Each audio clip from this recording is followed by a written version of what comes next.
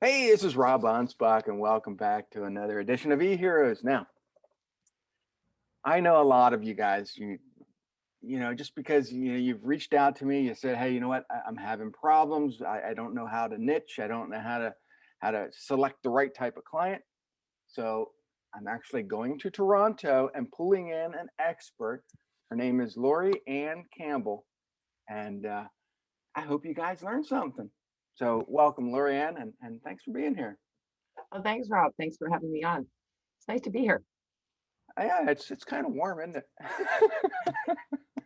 I don't know how it How is is in your inside Toronto. here? Yeah. So, off air, we got to talking about a lot of different things, and I think that from my point, and from yours, we each have similar starting points where we were doing one thing, and over time, we've kind of done a 180, and now we're doing something totally different. And I said a lot of entrepreneurs come to me and they say, hey, Rob, I don't like this anymore. And I said, well, you can always change your stars. But when we think about it, we don't know how to change the stars, or we don't know what we want to do. And so, you have this thing now where you're kind of like laser focused on dealing with one thing for one audience. And I to me, that is the best thing you can do. If you can do like a niche within a niche, you know, that makes you the expert in that field. I agree absolutely. And sometimes it takes time to get there. Oh yeah, Yeah. yeah. I mean, it took it. I'm not an overnight success. It took me 25 years to get to where I am, and there's still a long journey ahead. You know, Absolutely. but what I've done is I've taken my strengths and I've channeled them into being this sarcastic guy that interviews brilliant entrepreneurs, and I write books and I create all kinds of marketing for people, but it doesn't always work with everybody. I mean, I can't believe not everybody likes sarcasm, but they don't. Well, it takes all kinds. I think sensitivity sometimes comes into it, and possibly a little bit of confidence. But if you're comfortable with yourself, sarcasm is all okay. Oh, You just that's get to realize, that's who that person is. I accept it. yeah, I don't like you very much, Rob, but I'll accept it. that really hurt my feelings. Good. Talking about feelings though, you know, the niche that you're in is helping women who suffer from bulimia, and you know, Hollywood has over glamorized it. They've kind of made it this thing where, hey, if you have it, great. I mean, let's put you on a pedestal. We'll make you a star, and that's not right. Because then there's a lot of women who never make it to Hollywood who suffer from this and are getting tormented every day. Absolutely.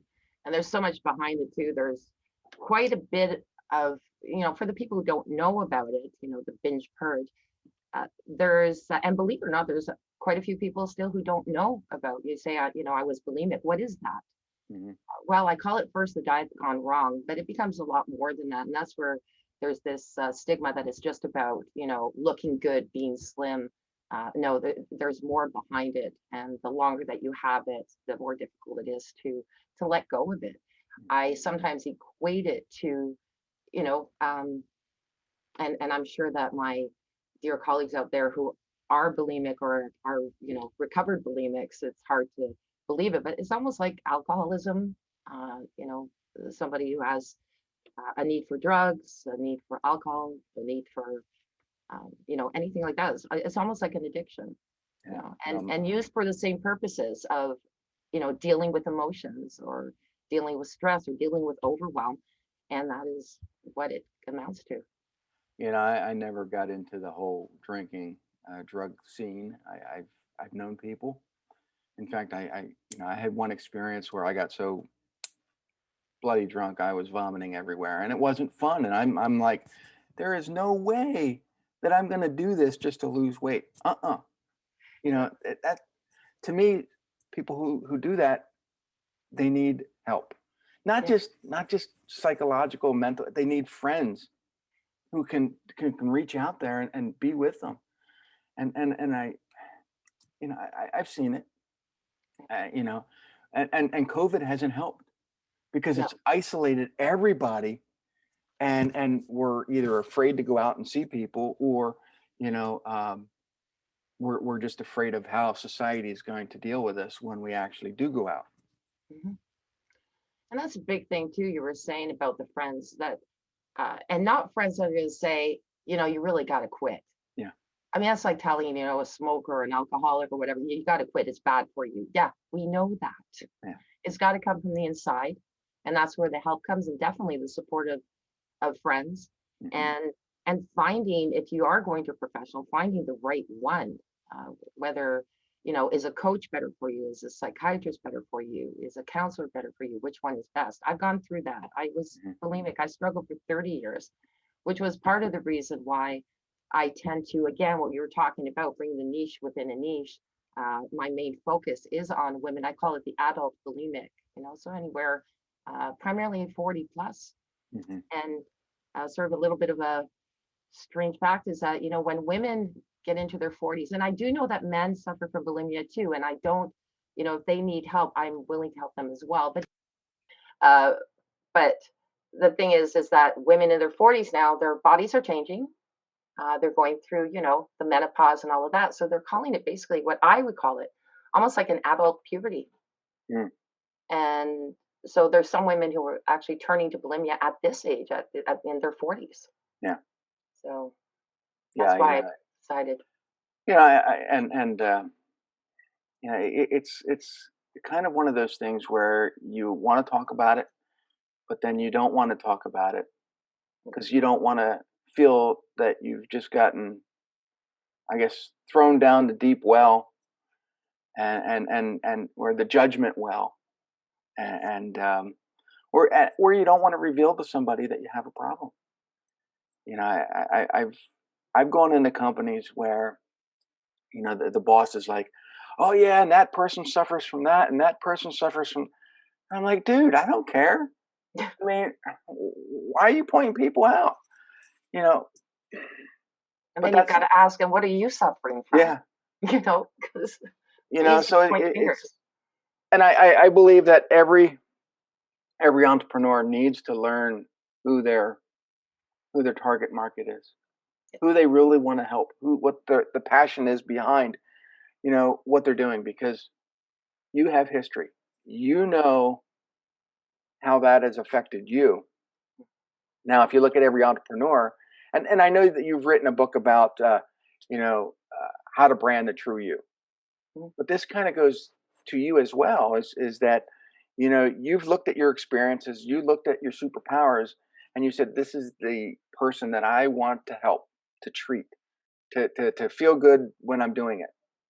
And a lot of entrepreneurs are like, and if you look at that, if you take bulimia with the individual to bulimia in a business suffers from the same effects that they do. It's that binge and purge. These businesses have no idea what they're supposed to be doing. They go after the wrong types of clients. Then they get upset. Then they yell.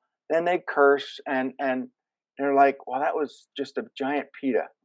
I say pita. It's pain in the ass is actually what it is. You know, so when we come back to the root of the problem is, hey, you guys didn't focus on the right type of person to begin with. Yeah. So I think you're onto something. I think that when you treat the individual, you're going to treat everything else. Yeah. And you're right about the wrong type of, you're focusing on the wrong type of person. Same thing with bulimics. And part of the, interestingly enough, I've written another book that I've just completed, and it's called How to Have Your Cake and Not Eat It All Too. And like that. And I took part of my branding book and put it in there because some of the exercises of that, if you don't know who you are, and a lot of people who suffer from bulimia, um, for one, they're perfectionists, they're OCD and such that, because they're focusing on the other people out there, how they're being perceived by other people instead of really Right. getting into themselves and saying, who am I?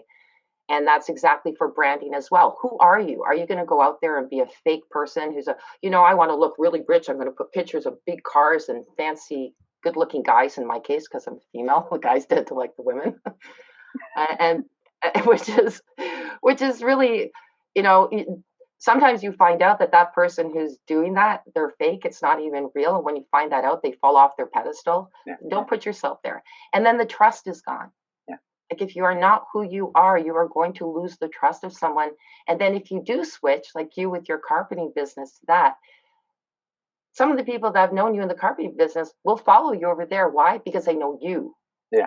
Because you, Rob, are who you are. Well, also I'm in a small town called Lancaster County, Pennsylvania. And if you've ever seen the movie Witness with Harrison Ford, and this dates back to the 80s, that was filmed here. And, people here are very, I can't say judgmental, but they do remember. And, they kind of pigeonhole you into, oh my God, you're doing what now? Wait a minute, you owned a carpet cleaning business for 20 years, but you're coaching and doing this and writing books, and they don't get it. They don't understand that, you can change your stars. Mm-hmm. Now, and I think one of the reasons I liked when I transitioned out of cleaning to coaching is that I now became anonymous in my own town. When I would go out and clean, people knew me. I'd be at a restaurant with my family. Hey, Rob, my carpets look great. I don't care. I'm eating. Now I go out and nobody knows me. Although, I've gone to Dallas a few times and people in the airport going, Rob, and I'm like trying to run away because I don't, I like my anonymity now. That's nice. Yeah, I guess it all depends. But if you're out there with certain products, and you decide to switch over, I mean, you look at the celebrities, they're not selling the sport, they're selling the product out there, but people buy it because they know them and they trust them. Yeah, they do. They know of them. Of them, exactly. I think there's a false sense of trust with Hollywood celebrities.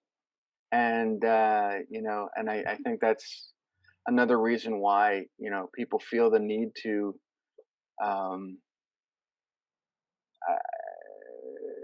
what did I want to say that's not going to make it sound horrible to anybody, but you follow somebody for so long and then you find out they're bulimic or they have some type of problem, and then all of a sudden you have that problem because you mirrored it.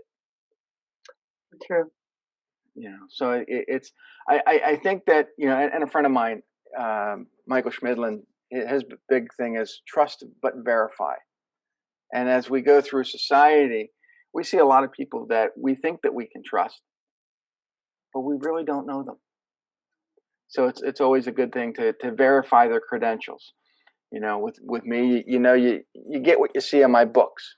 So when you read the books, you know that, hey, you're getting that attitude, that sarcasm, this. So when you meet me in real life, you're going to either cry or you're going to like me. With you, you've had these exact experiences. You know how to handle them. You've written these books. When people come to you, they know how to deal with you. But there's a lot of people that are fake, and they have other people write their books or do their programs. And then you read them and go, that's good stuff. And then you see them on stage and they're like, wait a minute, they don't sound anything like I just read from them. So, and same with Hollywood. The characters that you see these people portray are not them to begin with. They're actors. So, to me, it's if you're going to create a business, it has to be purely based on, the true you. And I like that you have that book, Makeup Not Required, How to Brand the True You, because to me, it's getting to that root of the problem. And it's showing people that, they can trust you a little bit better. Absolutely. And I like the makeup not required either. I know I had that copyrighted, I think, just because I liked it back, 15 years ago, and I thought I got to get the book done. But That's another thing too. I personally, I don't wear makeup. I don't care to. No, I don't either. See, that's Yeah, right. Men don't, so why do women have to? right. And there is that stigma of, like get some mascara on you and some lipstick when you get out in front of the camera. And I'm like, well, that's not me, Yeah. you know. And yes, it might make me look younger and maybe a little bit prettier. I don't know, but I'm happy when I wake up in the morning and I look in the mirror. Okay, yeah, I'm getting up there. There's the extra wrinkles, but I keep telling myself, I've earned every one of them. Hmm. When people say, "How old are you?" I go, "Oh, I'm 58." And some people go, "Well, why would you even want to say your age?" I'm going, because really, seriously, I'm pretty impressed with the fact that I got this far. So I'm going to celebrate that, Yeah.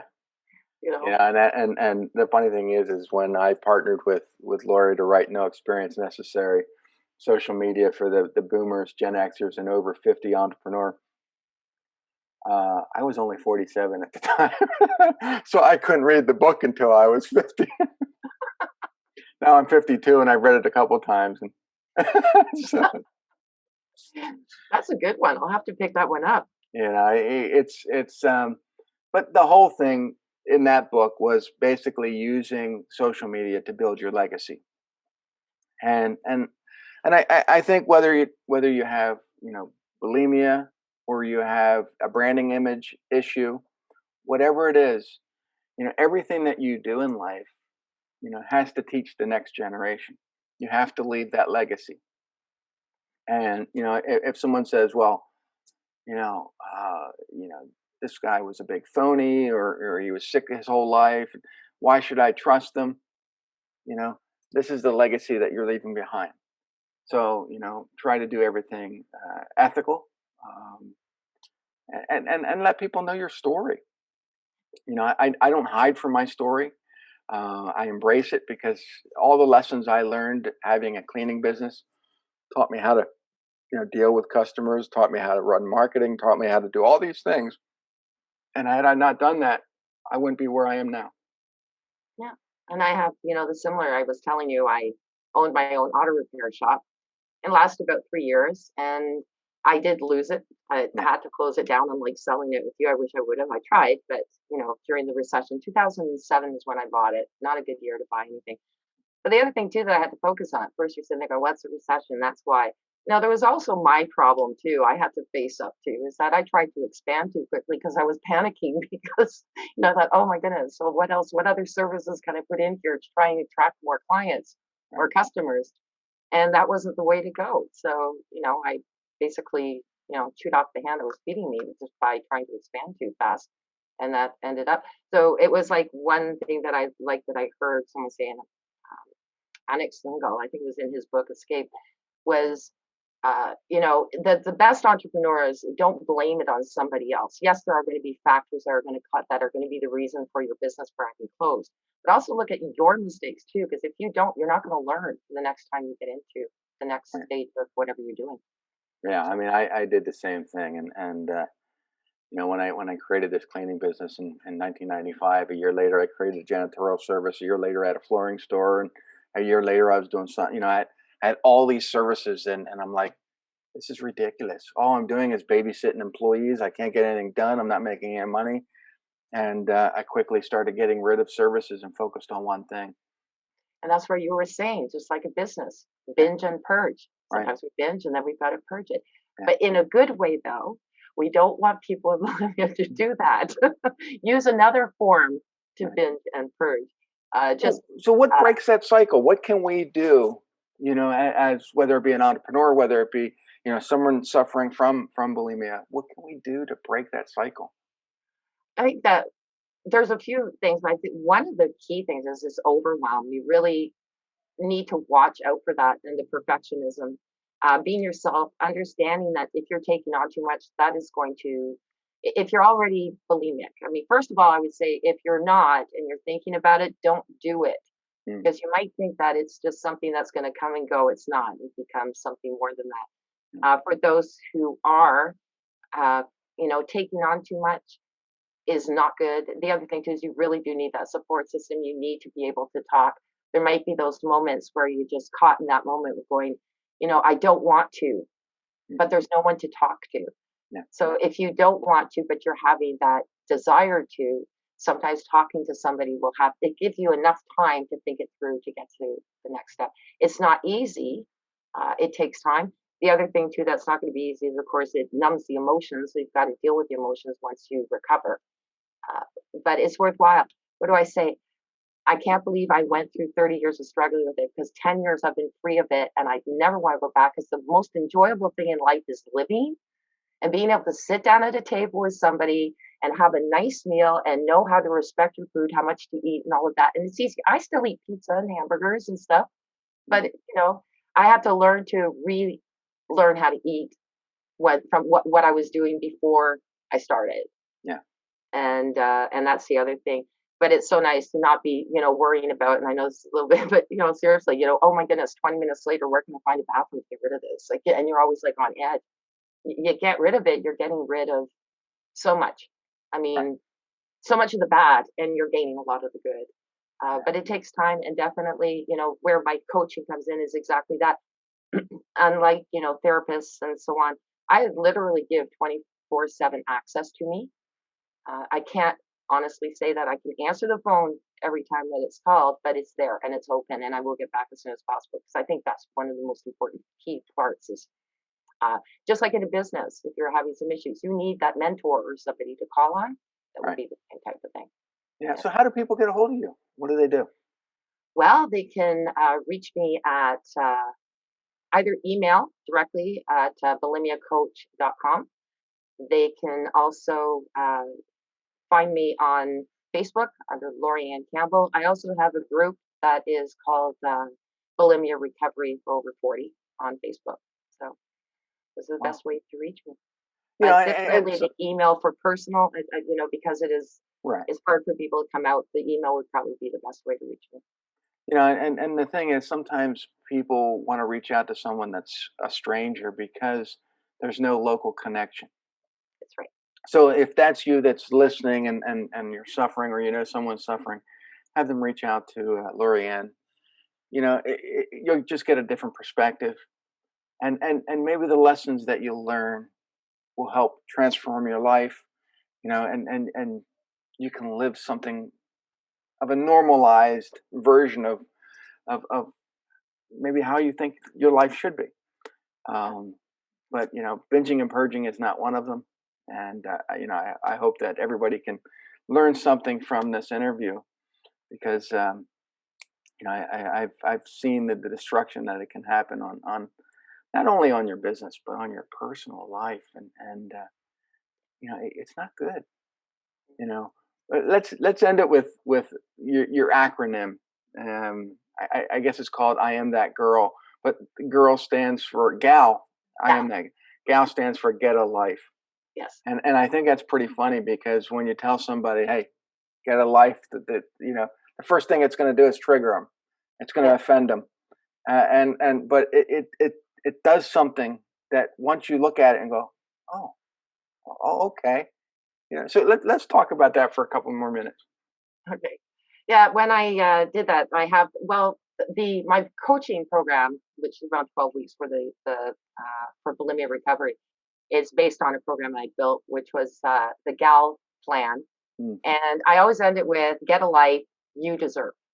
So there's the GAL, get a life that you deserve, and it was how did it start? Because I have a master certified handwriting analyst certification, and my teacher said, someday you're going to walk in that room and they're going to say, there's a handwriting gal. And I thought, you know what? I'm not just a handwriting gal. I'm a branding gal. I'm a this gal. I'm a that gal. So I said, I am that gal. And that's where it came from. And then, of course, the GAL was specific to, I thought, well, this is perfect too, because, I like the idea of get a life you deserve. And so we just implemented all that together.